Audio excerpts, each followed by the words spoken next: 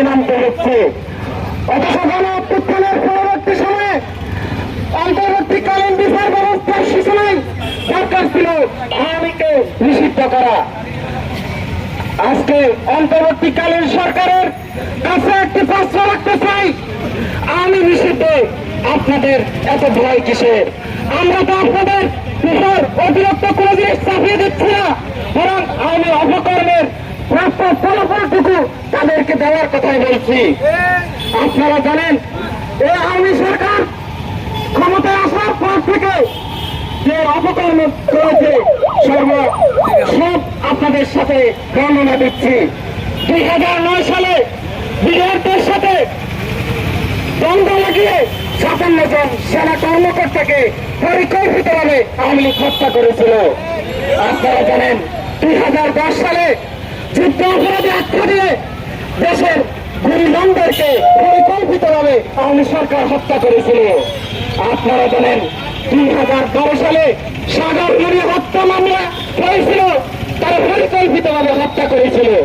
একই বছর বিশ্বজিৎকে হত্যা করেছিল আওয়ামী সরকার। এই হত্যার সাথে ছাত্রলীগ আওয়ামী জড়িত থাকার কারণে দীর্ঘ 16 বছর তাদের কোনো বিচার করা হয়নি।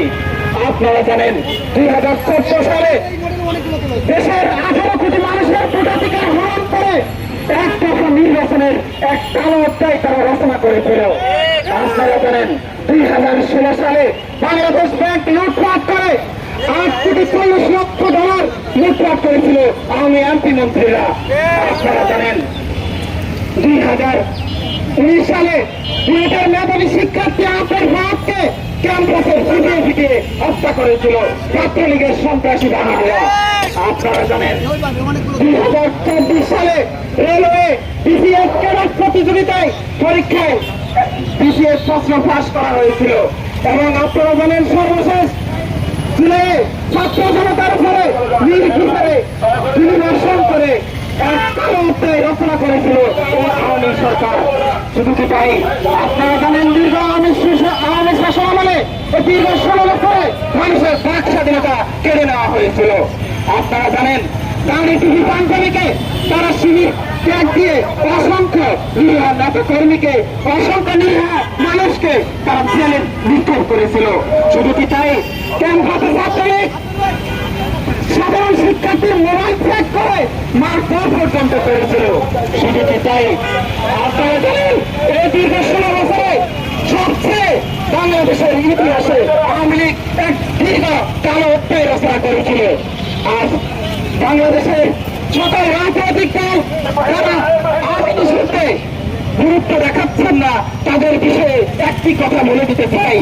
আপনারা দীর্ঘ 16 বছর ধরে আপনারাও অত্যাচার নির্যাতনের শোষণে ভুগেছিলেন। আপনাদেরকে মনে করিয়ে দিতে চাই, আপনাদের বিএনপি নেতা সালাউদ্দিন কাদেরকে যুদ্ধ অপরাধী বানিয়ে ফাঁসি দেওয়া হয়েছিল। আপনারা জানেন ইলিয়াস আলীকে খুন করা হয়েছিল। শুধু কি তাই, আপনারা জানেন আন্দোলনে ওয়াসিম আকরামকে শহীদ করা হয়েছিল। আপনাদেরকে মনে করিয়ে দিতে চাই, বিএনপির প্রতি শ্রদ্ধা রেখে বলতে চাই, আপনাদের আওয়ামী নিষিদ্ধ গুরুত্ব না থাকতে পারে।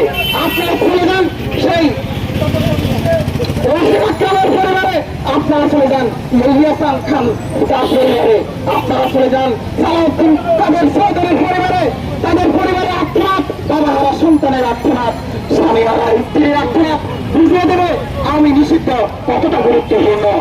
শুধু কি তাই, আপনাদেরকে মনে করিয়ে দিতে চাই, এই বিশাল ছাত্র জনতার অভ্যুত্থান পিছিয়ে যাবে যদি এই আওয়ামী নিষিদ্ধ না হয়। সবাইকে ধন্যবাদ জানিয়ে আজকের এই সংক্ষিপ্ত বক্তব্য এখানে শেষ করছি।